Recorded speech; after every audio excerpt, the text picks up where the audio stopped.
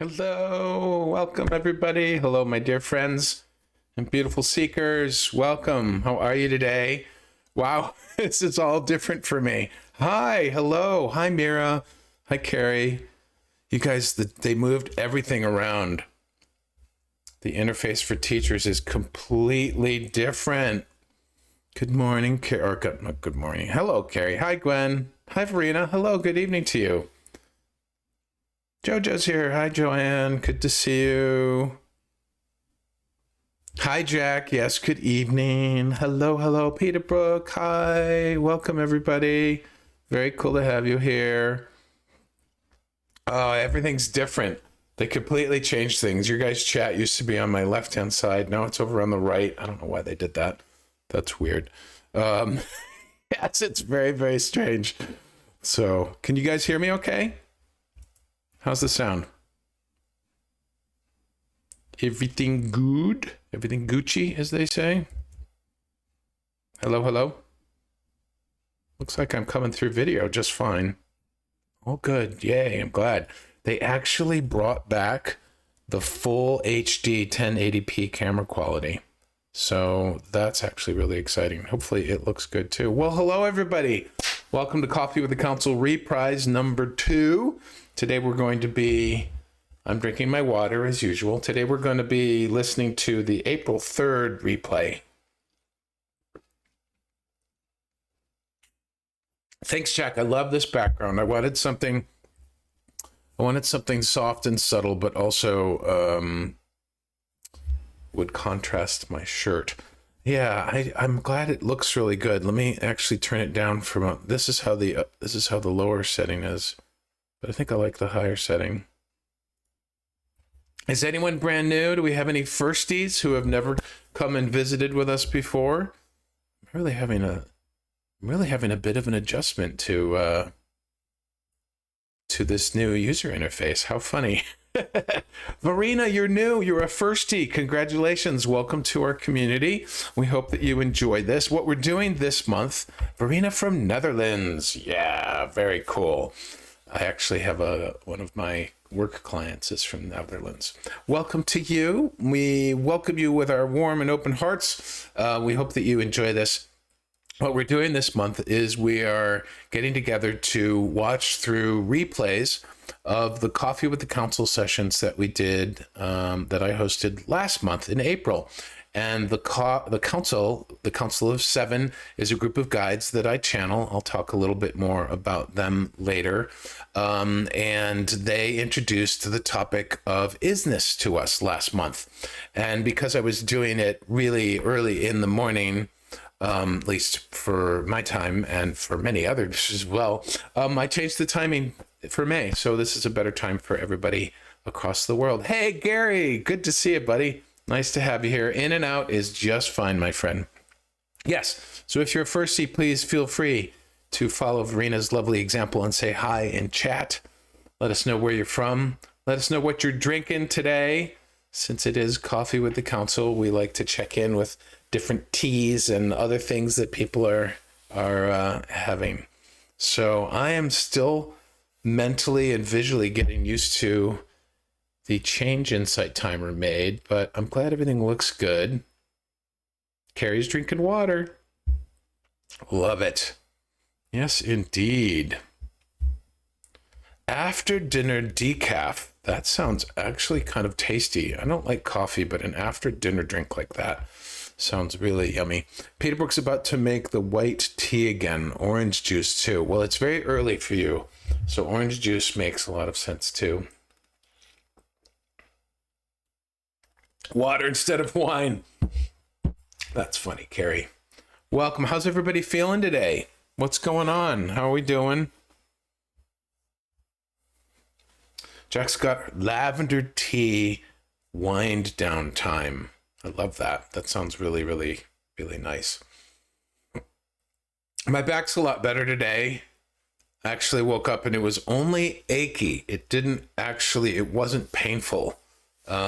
So there's just a little bit of sore, a little bit of achy left. And although my heart was very heavy this morning, but it's definitely It's definitely shifting and moving, and I was really looking forward to spending time with you guys this afternoon. So, hey, Alicia. Just finished a double espresso, so now having a detox tea. Oh, to detox from the espresso. Carrie is better today, as you can tell, my funny self. I'm glad to hear that, Carrie. How's everybody else? Did anybody have any thoughts or reflections from yesterday's session? Gwen says coffee is a very social thing for me, so if I don't see a coffee cup in your hands, it isn't the same for me. Oh, that's so interesting. Huh. I don't have a coffee cup. Sorry, dear. So interesting. The different associations and connections we make with different things in life, isn't it? It's really quite fascinating. So if you're a first timer and you've never met me before, my name is Greg Phillips. I'm a way shower and a champion of your aha moments. So that's what I live for. It just thrills me to be able to spark and witness other people's breakthroughs, their shifts, their expansions in perception, when their awareness of something changes. My absolute favorite thing is to just watch and listen as somebody actually begins to perceive something that they've never perceived before, or perceive something differently that they already had a certain thinking or way of thinking about. So that's what thrills me. That's my passion. That's my excitement. And that is, in recent days, I have realized that's why I'm here. So what are we doing today? We're going to listen to the replay from April 3rd, where the council talks about the connection between is-ness and was-ness. And then we'll have a message from them, and we'll have commentary and chit chat and whatnot, just like usual. You might have to send me a coffee mug, Gwen. That would be funny. Joanne says, oh no, Jack says the tea is delicious. I just need rose petals and jasmine so I can make your delicious recipe. That's awesome. I love that. Very, very cool. All right, my friends, let us take a look at what we have for this video today. Everybody ready? Ready to roll?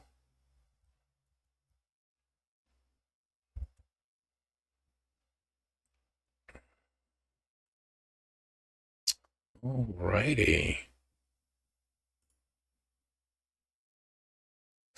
So for anyone who's a first timer, the Council of Seven is a group of guides that came to me a little bit over a year ago.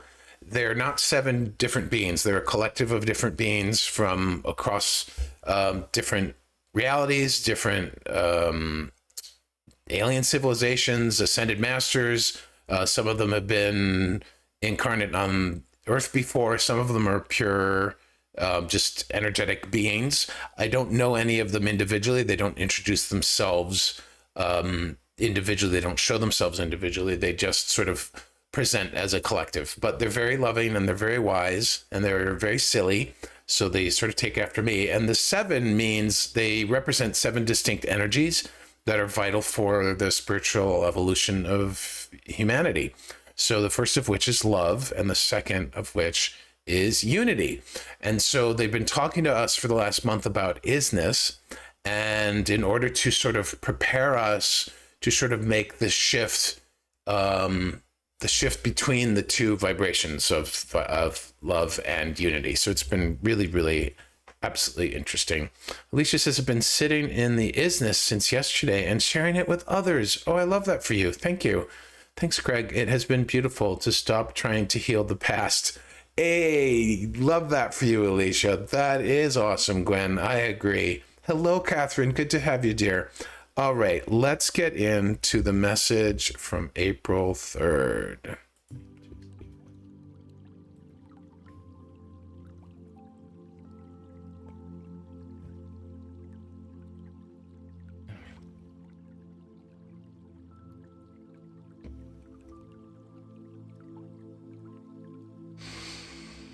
Good day and greetings, our dear, beautiful friends. We greet you from the energetic realms where we celebrate and love each and every aspect of who you are, every single experience that you have in the here and the now. We are always with you, loving, supporting and celebrating it. Indeed, it is our joy and our purpose to love and celebrate you. And we are so pleased to be back again with you for Coffee with the Council. Indeed, many of us have not tasted coffee, so we rely on your experience of this particular beverage, but we understand how many people absolutely love this particular drink. And this is an important example of Is-ness, if you will. As we discussed yesterday, we were speaking very much about the perspectives of past and future as relates to Is-ness. And today we would like to drill down with you in order to further your understanding of this concept, in order to begin to actually know Is-ness, for this is not a concept that is easily grokked with the mind, shall we say. This is not something in which you, well, initially you may wish to begin to understand or comprehend it, but the ultimate goal when it relates to Is-ness as a concept itself is to understand it on a feeling level, to understand it on a knowingness level, if you will. Today, what we would like to focus on is Was-ness. Yes, another interesting and a fun word. There is an aspect of Is-ness that by understanding Was-ness better, you can then begin to make distinctions and distinguish and use your incredible power of discernment to recognize when you are living from a state of Was-ness versus living from a state of Is-ness. For Is-ness is much more than simply living in the moment and living in the here and now. Is-ness indeed exists purely in the here and now and not the past or the future.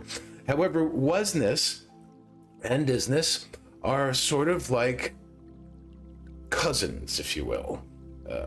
Was-ness being probably a bit more of a disruptive influence in the family line, if you know what we mean. Anyways, our own little joke there. Perhaps you got it, perhaps you didn't. Was-ness, quite simply, can be defined as Is-ness weighed down by stories. Now, let us dig a little bit deeper with this. If Was-ness is Is-ness weighed down by stories, then Is-ness is Was-ness freed up of all stories. Was-ness in and of itself is a state of being in which your mental focus and therefore your energetic focus is indeed looking backwards. Now, the fascinating thing about Was-ness is that your energy, your beautiful, beloved, sacred energy, is pure now. It is absolutely 100% purely in the now. It is indeed the very essence of Is-ness. And so when you are living from a state of Was-ness, your energy is not living from there with you. It is living in the now. And so by engaging in looking backwards, by engaging... Do you guys get that? That's a really important subtle point that they just made. To how are you... So I'm going to back that up again and play that.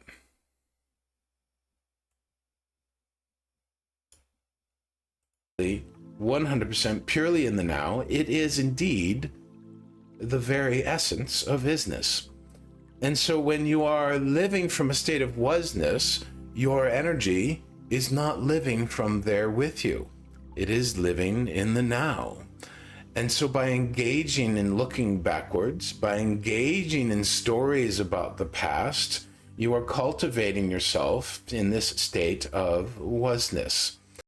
So the general idea here is when our mind is focused on the past, or when we're enacting or living out based on beliefs and stories and narratives that have formed from the past, that we're not in alignment with our energy, which is in the now, right? And so we're actually we're desynced, so to speak. We're out of synchronization with our own energy, right?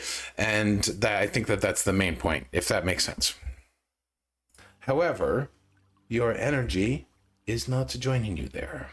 So there is a disconnect. There is a desynchronization, if you will, of you and your energy. Let us give you an example of this.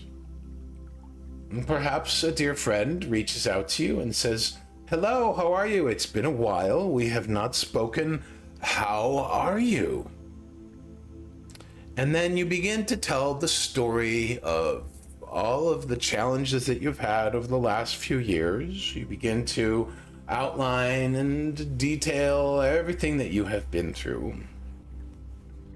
And then the friend says, "Well, thank you for sharing all that, but how are you?" And then you suddenly realize you have simply shared with them how you were and not how you are. And can you feel and hear and see the distinction, our dear friends? So, good question. How does the difference of that feel for you guys?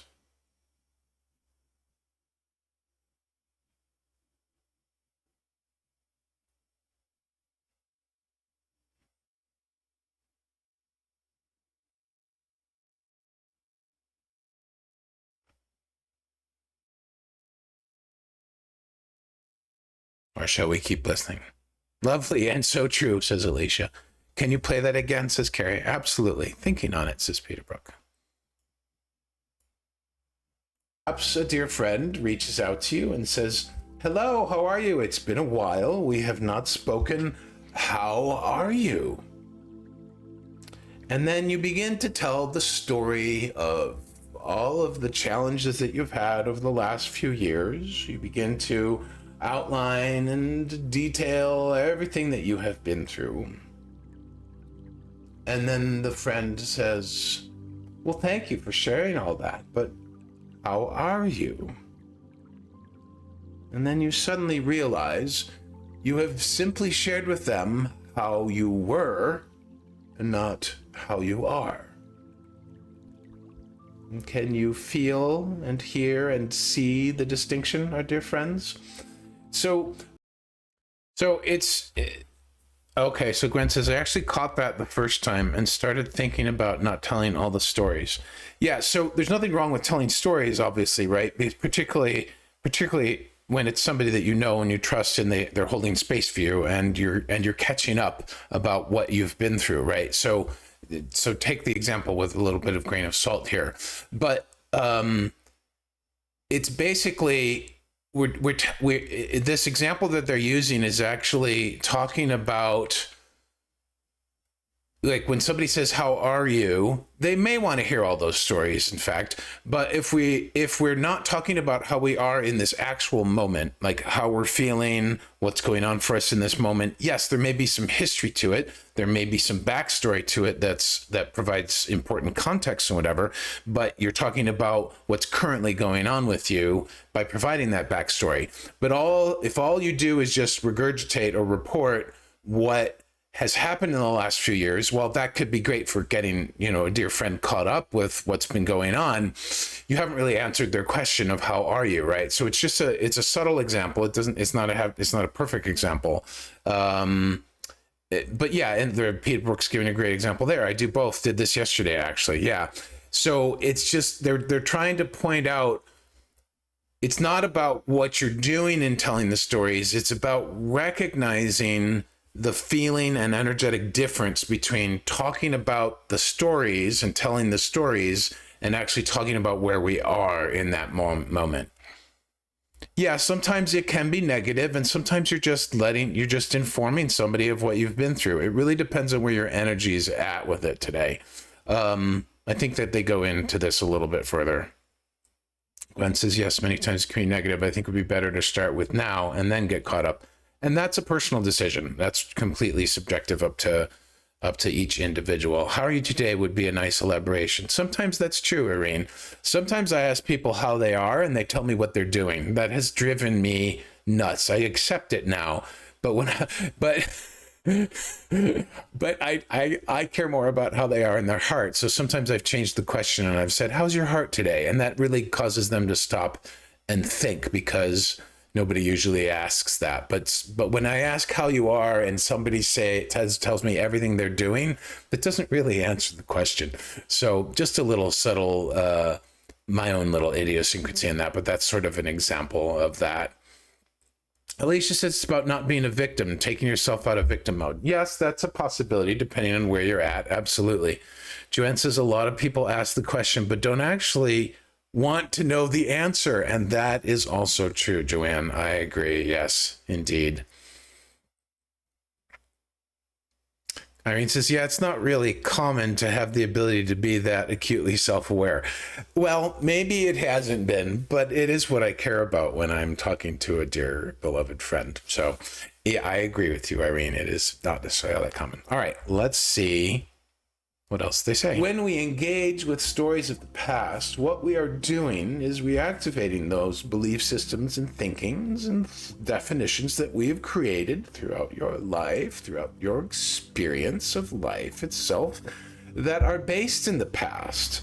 And when we tell those stories from a state of was-ness, from a perspective of the past rather than the current moment, then simply what we're doing is muddying our own energetic waters, for our energy will not cooperate and go backwards with us. It will simply stay put in the moment and wait for you to come back to the now.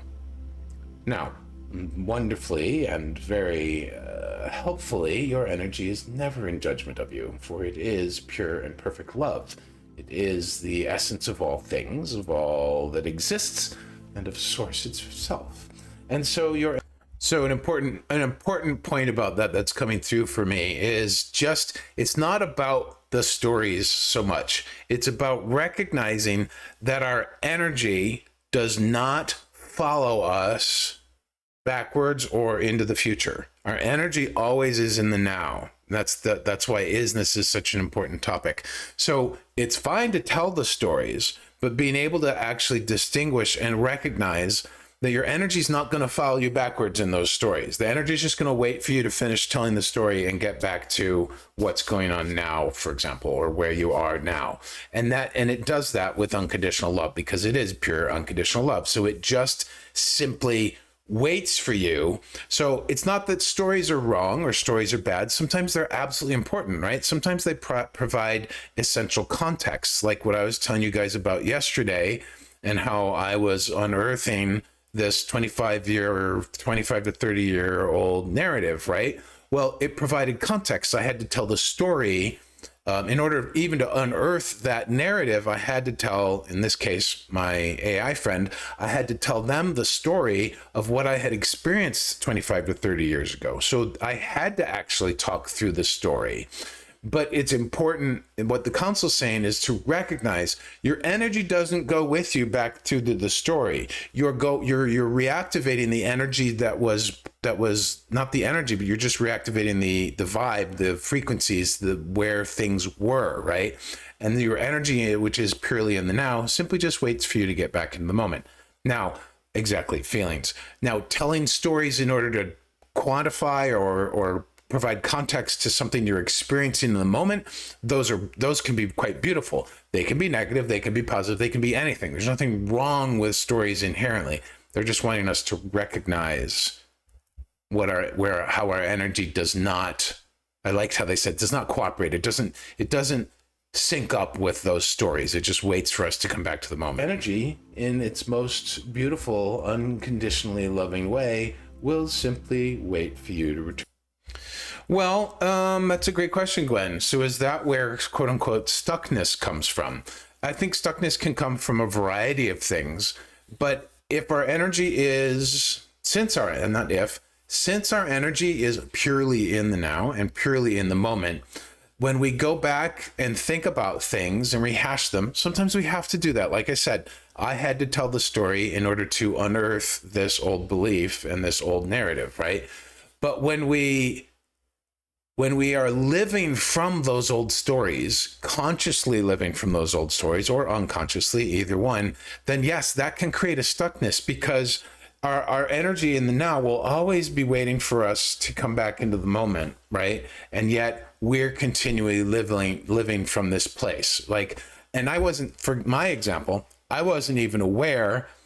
I could feel that something was off in terms of how I thought about businesses, but I wasn't aware that I was carrying this particular narrative with me and that I was actually unconsciously operating from it. I wasn't aware of it until Sunday night.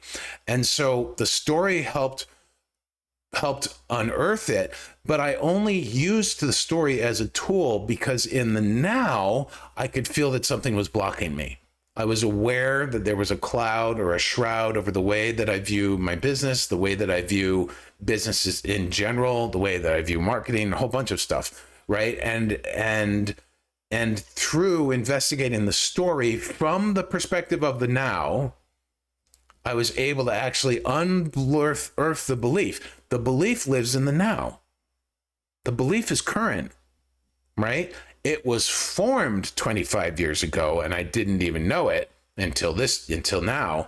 But the belief is active in my psyche, in my energy, in my vibration right now.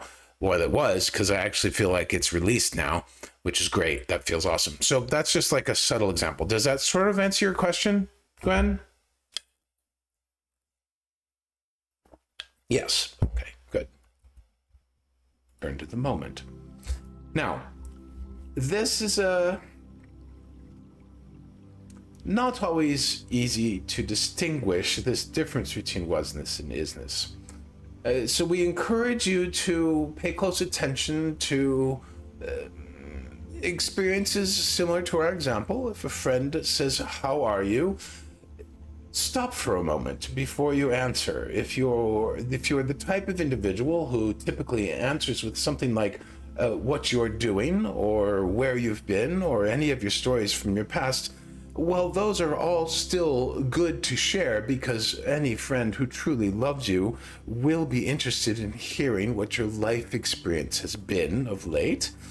However, by simply pausing for a moment and answering the actual question, "How are you?" meaning how are you in this moment, then you give yourself that opportunity to make the connection with your sacred energy in the here and the now.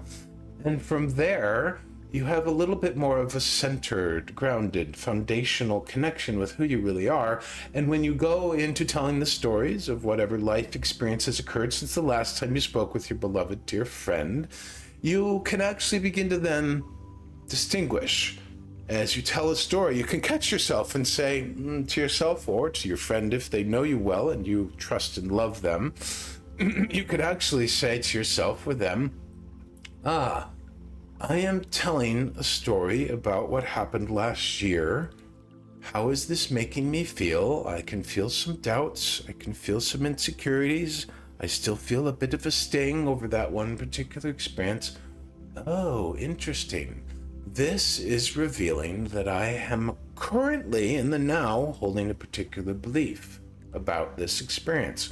We will give you an example from dear Greg's own life.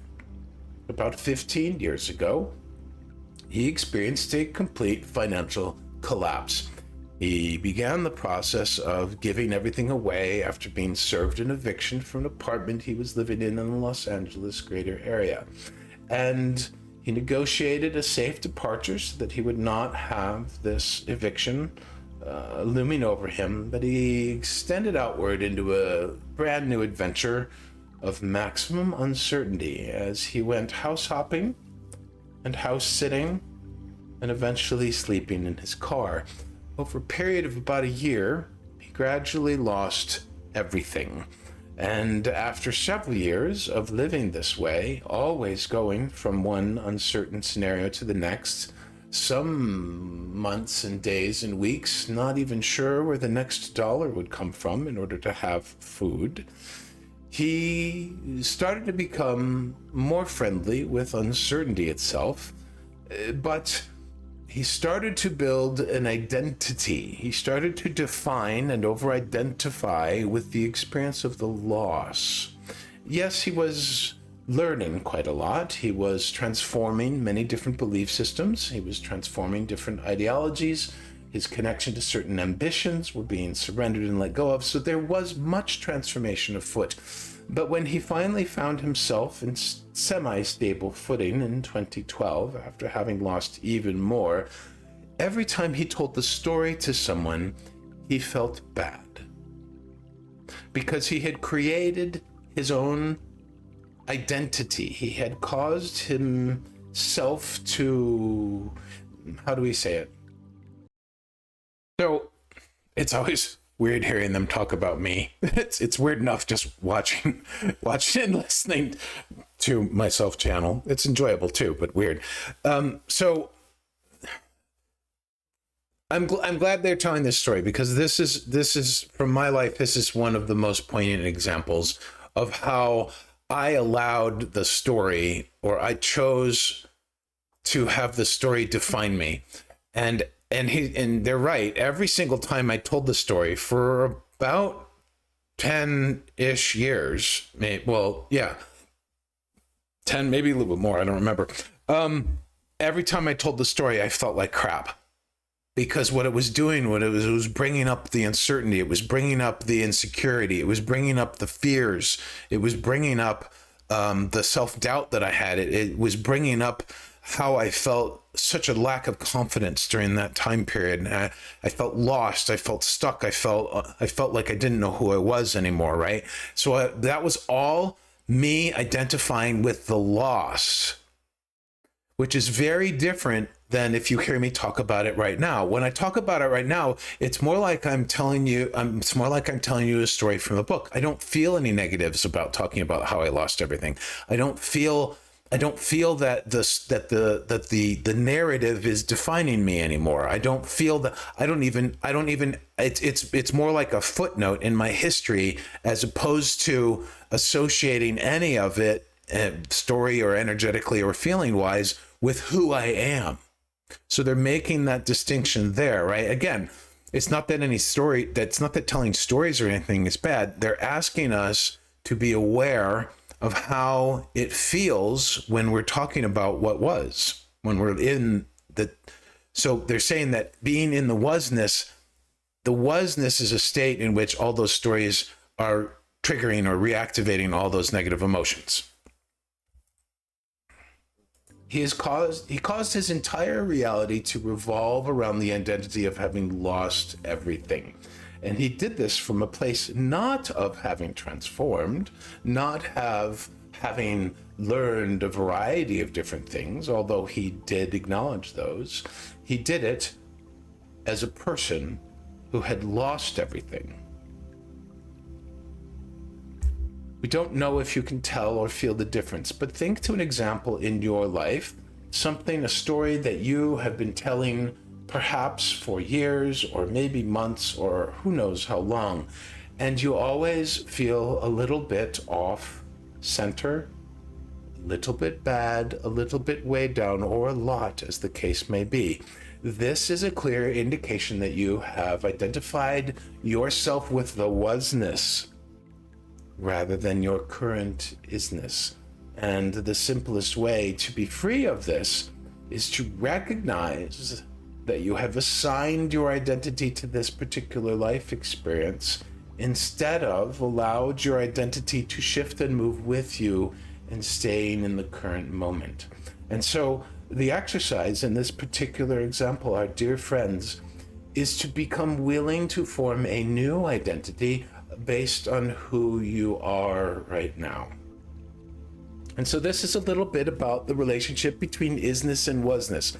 As you free yourself from the stories of what was, you will find that all that is left is you, who you truly are, your pure and beautiful sacred energy in the here and the now, your is-ness. In the coming weeks, there will be much more that we wish to share with you regarding is-ness. We indeed have conversations in store for you regarding working with is-ness in the current moment, particularly with physical maladies or other such situations that are occurring in the here and now, and how to be keeping yourself in the state of is-ness rather in forming new stories. For every time you form a new story and latch or over-identify with a particular experience, or create a definition or assign meaning to something that does not feel good to you, you just pile more stories on and continue to live in a state of was-ness. And this is truly uncomfortable and not truly fully living from the entirety of who you truly are, which is pure and perfect source energy and love, your is-ness. So we will leave it at this for now. Believe that there may be time for questions and answers with Greg about this if you wish, and we will do our best to support from afar as always. And we just wish to extend to you the biggest and most loving bear hug of joy and celebration to you this day, our dear beloved friends. For we are always joyful and honored by your presence, by your interest in what we have to say, and most particularly in your joy and interest in coming together as a collective. This is one thing that we celebrate the most of all, whenever you all join together in seeking greater wisdom, knowledge, and ultimately seeking yourselves. And so we will leave this with you for now until we meet again tomorrow. We thank you, we love you, and we will see you soon.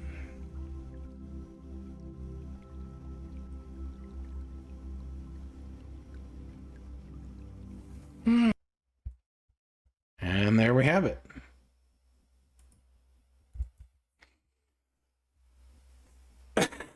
Carrie says, aha, another moment. Wink, wink, nudge, nudge. What are you expressing, Carrie? What are you talking about? Do you have another aha? So, Carrie, you actually came to mind when the council said, think about for a moment, is there a story that you've been telling that is making you feel bad when you tell it? Right? And that's how we know whether we're in was-ness or not. Yeah. Well, Carrie, you came to mind in that moment because of our conversations last year about you're too old.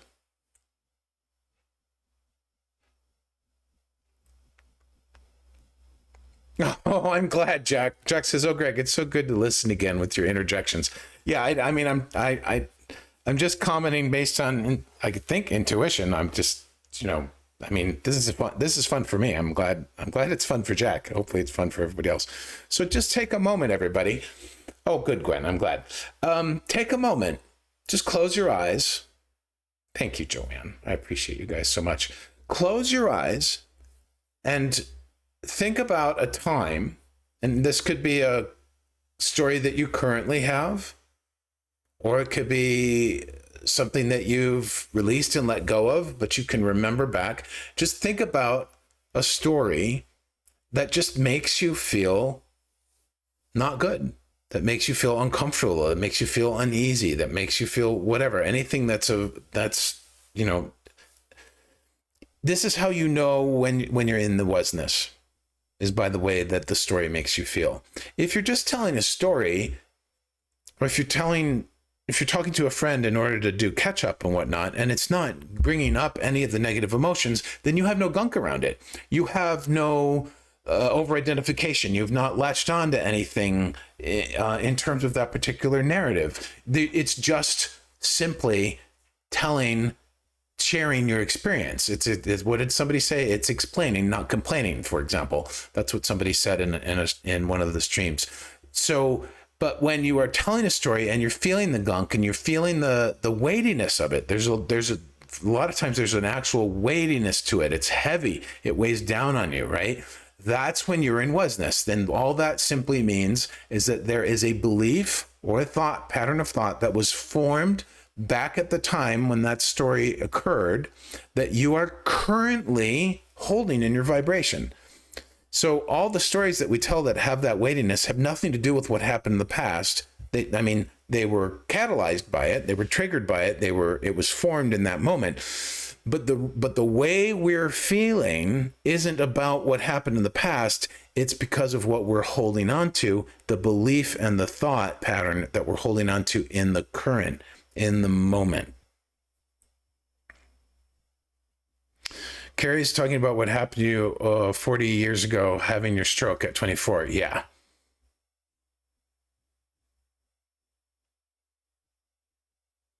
Yeah, okay, so you were referring to that. So share your examples. We all have one, or more than one. You know, my recent one was this business-related belief from 25 years ago when the people failed me. The business didn't fail me, and I didn't fail the business, but I was so discouraged and disillusioned and unfulfilled that I had to leave the very business that I created. I didn't have to. I chose to leave the very business that I'd created, that I'd put 4 or 5 years of blood, sweat, tears, and financial resources into, and I left it.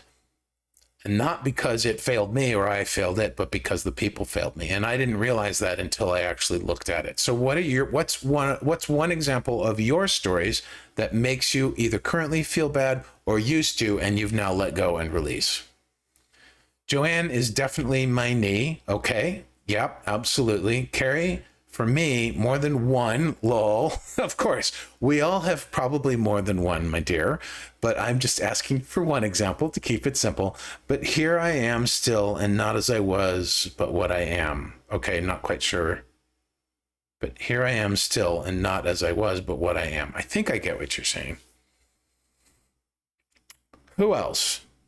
You don't have to share. I'm just inviting you and encouraging you to share, to get it out in the open. When we do share some of this stuff, it takes some of the sting off. It makes it can feel awfully vulnerable and uncomfortable to share these, but when we share it in a loving, safe space like this, in a collective, we're opening ourselves up to the support of not just other people, but of the universe as a whole. We're just sort of being as authentic as we can be with it. It doesn't necessarily mean it will shift or anything like that, but it's just like, this is weighing me down right now. I'm just being honest. I'm just being clear. This is weighing me down right now. Carrie thought you were, yeah, Carrie says, I thought I was not whole, quote unquote, but I am. Jack says, a family fallout caused me deep pain for years and lived in my now for years. I'm finally at peace with it. Okay, perfect example. I love that. A family fallout.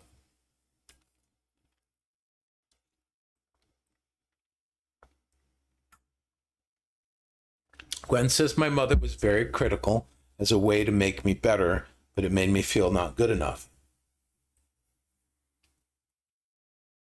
Another great example.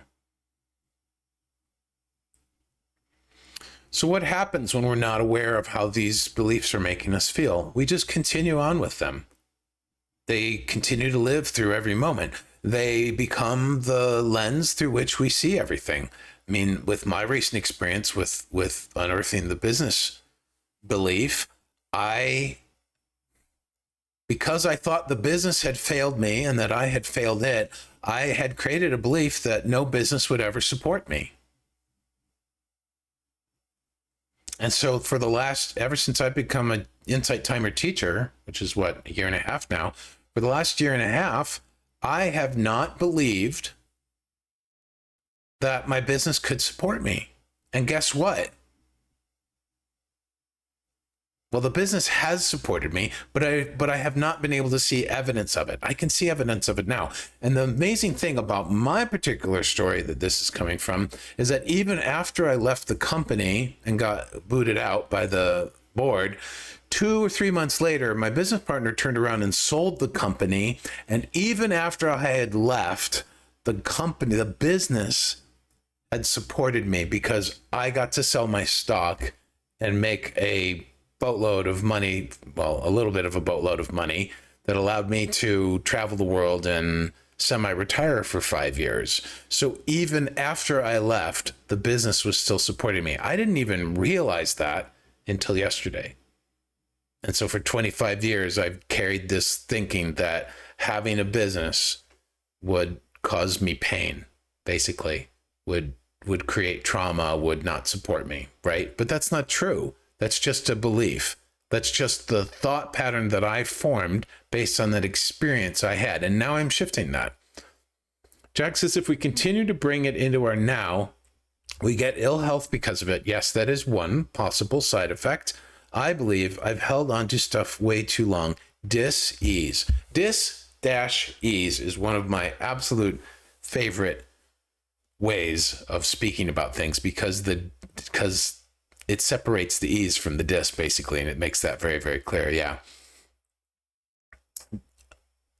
Carrie said, and what constitutes quote unquote support, because money isn't everything. Exactly. Money is not the only form of support that the universe offers. The people whose lives you've changed seem support as well. Absolutely. Agreed. Anyone else want to share an example before we head off? Anyone have questions about the replay today or any of this topic? This new interface, I'm still getting used to. I'm actually quite curious. It says 13 people here. What does it say to you guys? I'm wondering what it says on the app side of things. Anyways, good study group. It says 40, huh? Okay, so they have a bug. I have no idea. Who knows? It's just numbers. It doesn't necessarily mean anything. Peter Brooks says, you got me thinking with that, Jack. I will apply that to my decluttering project as I relate to stuff and its stories. Ah, okay. Interesting. So, Peter Brooks, you're going through a decluttering project. Wow. That has the potential for some really, really interesting feelings, huh?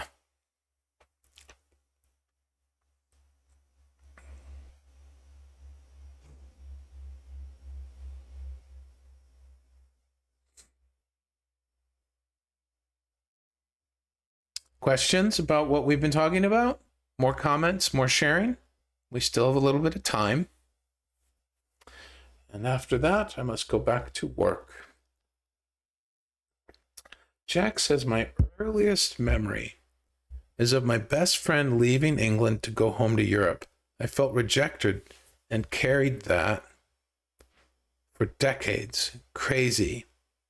Yeah.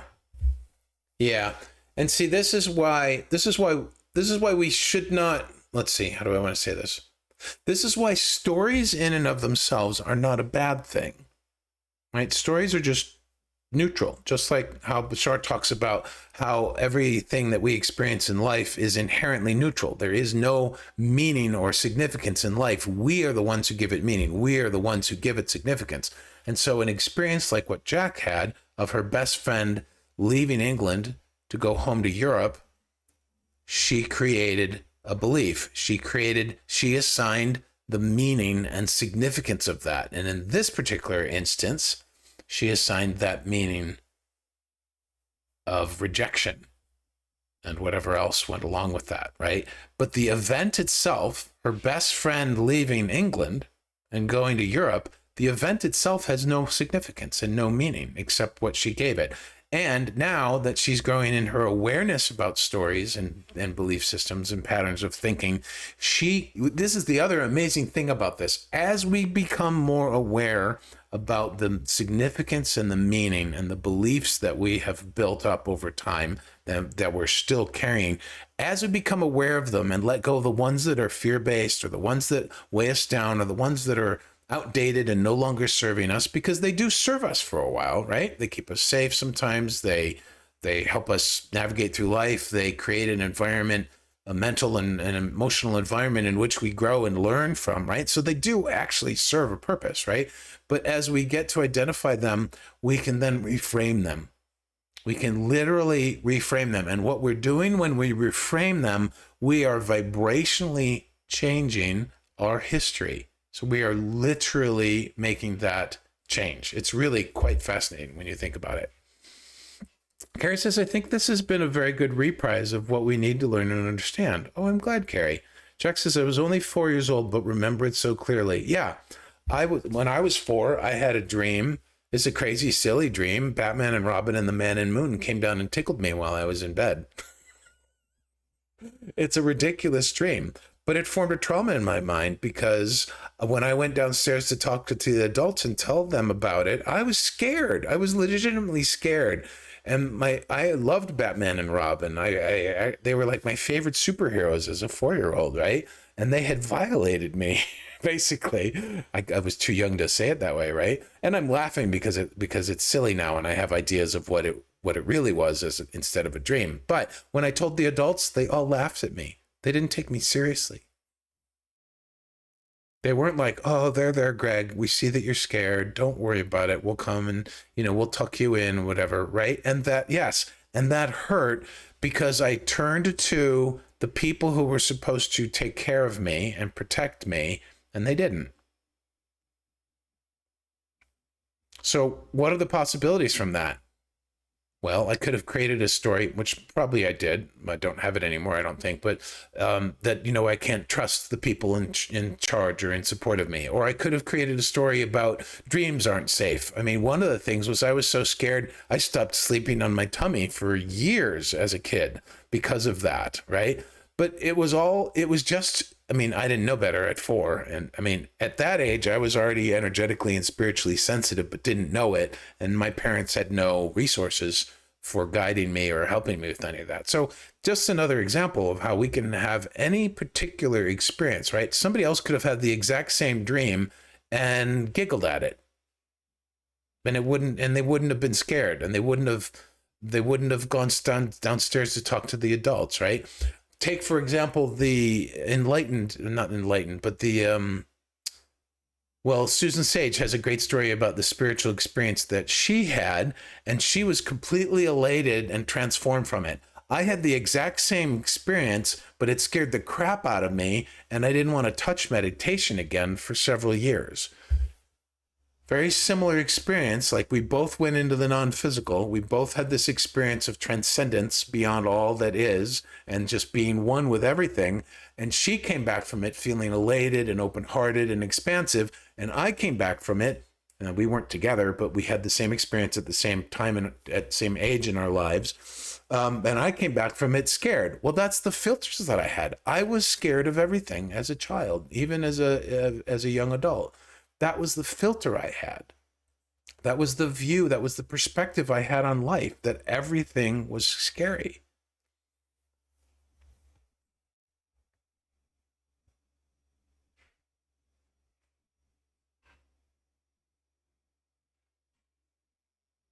Jack says, because of these sessions, I've reframed it and picture having a wonderful life. I love that. Exactly. You have the power to reframe that now. And the thing is you're not just shifting it in your mind. That's the point I'm trying to make. When you reframe it, you are changing the energetic composition of it. You are literally alchemizing it. You're shifting it because you're moving it into a different vibration. You're changing the energy of it. And by changing the energy of that, you are literally changing your past. You're changing your present too, of course. So fantastic. Jack says, oh, just said shivers as I typed that last comment. You actually said reframe. Oh, isn't that a nice synchronicity, my friend? Peter Brooks says, this has reminded me of certain patterns I used to have. Every morning I wake up, it feels like a rebirth. I think I've been working on letting go of the past for a very long time now. Thanks for these, Greg, and all. You are welcome. And here's the main thing. What we've been taught by psychologists and other spiritual teachers or whatever, other books or whatever, self-help and everything, is letting go of the past, letting go of the past. We're not actually letting go of the past. We're letting go of the current beliefs. That's the thing that I think that the council is really trying to bring home, is that they're asking us to come into the is-ness of everything. I have a story about something that occurred in my past. I have it. It is. The story is right now. When we come into the moment with it, when we come into the is-ness with it, that's where we get the power to change it if we so choose. That is where we exercise our power of choice. When we are in the was-ness of it and weighed down by it, we lose our power of choice.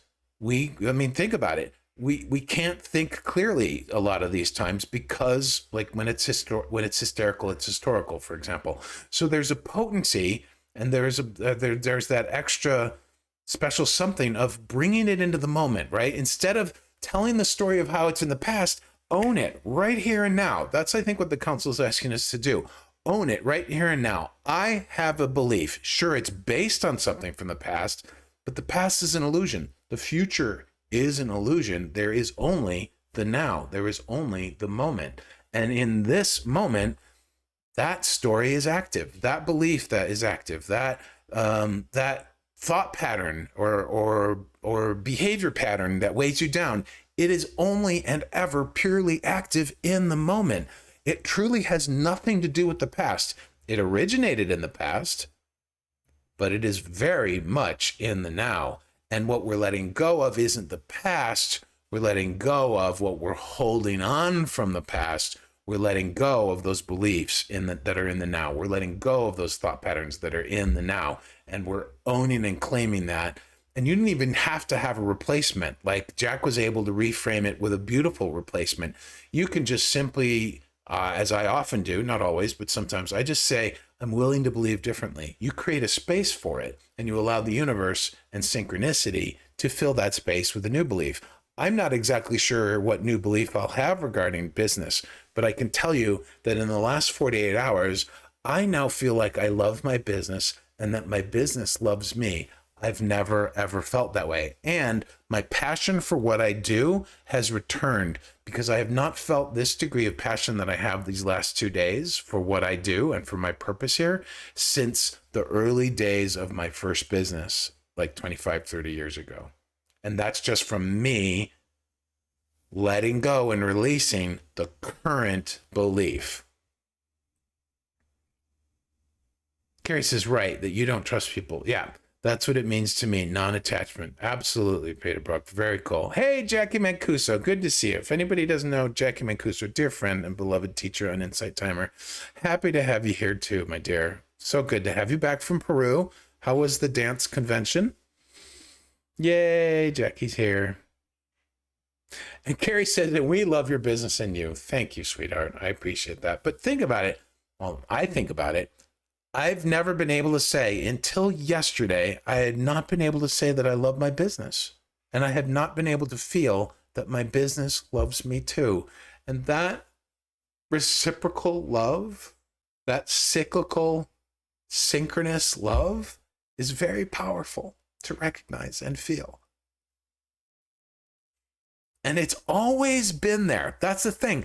It has always been there. When my previous tech startup business, when I left it and then they sold it and I got the money from it, that's just money is one example, but I also got lots of other benefits and support from it, right? But even when I left it, it was still supporting me. Even now, 30 years later, that business is supporting me by holding space for me to let go of those old outdated beliefs. Think about it. It's amazing. And so I am now able to feel that love. That love has always been there. That love, my business loving me, the universe loving me, it's always been there. It's just we are the ones who don't necessarily perceive it. And so when we work with these belief systems and thought patterns in the moment, and we let them go, or we reframe them, or we create a space for new ones, right? We're opening our ability to perceive that which we haven't been able to see before. And that's where all our ahas come from. All right, Peter Brooks, so good to see you, sweetheart. Thanks for being here. It is now 1 hour, and I probably have to go as well. That's huge, says Gwen. I know. Thank you. Yes, it is huge. And it's huge just being here with you guys. And you guys are a big, I wouldn't be here without having all of you beautiful ones to talk to about this stuff in all the forms that we get together. Any last questions or sharing that anybody wants to do before I head back into my business day?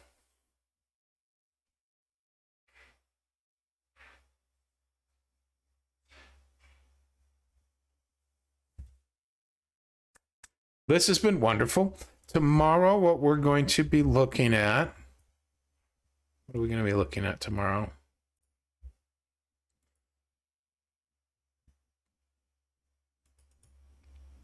Tomorrow, we're going to be looking at the April 4th session. Can't quite remember what that one's about. Thank you, Carrie. I love you too. You're welcome, Jack. Thank you. And the council. Well, we didn't get to hear more from the council, but I guess that's the way that it is today. We already had a lovely message from them from before. Yes, so the April 4th. Oh, you're right. Thank you, Gwen. Not tomorrow. On Thursday. Why is my mouse suddenly going weird?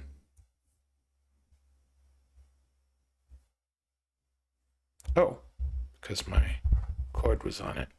One moment, friends. I'm going to see what the topic was from April 4th, and then I will send you on your way. April 4th's topic, I believe, if I remember, maybe somebody already remembers, maybe Jack. Yes, not yetness. April 4th's topic was about not yetness. Thank you, Gwen and Jack. Yes, awesome. Yeah, so tomorrow I'm taking the day off from lives, and I'll see you again on Thursday, where we will be talking about not yetness, or as the title of that video was the yoke of not yetness. All right. Much love to all of you, my dear friends. Thank you so much for being here. It is a joy and an honor and a pleasure. And thank you for sharing you and your stories and what you've been through with me. It's beautiful to be able to share together. And I look forward to seeing you on Thursday. Jackie Mancuso, welcome back from your trip. All right. Love to all too, Jack. Yes, indeed. Much love to all. Do take care of yourself. Bye.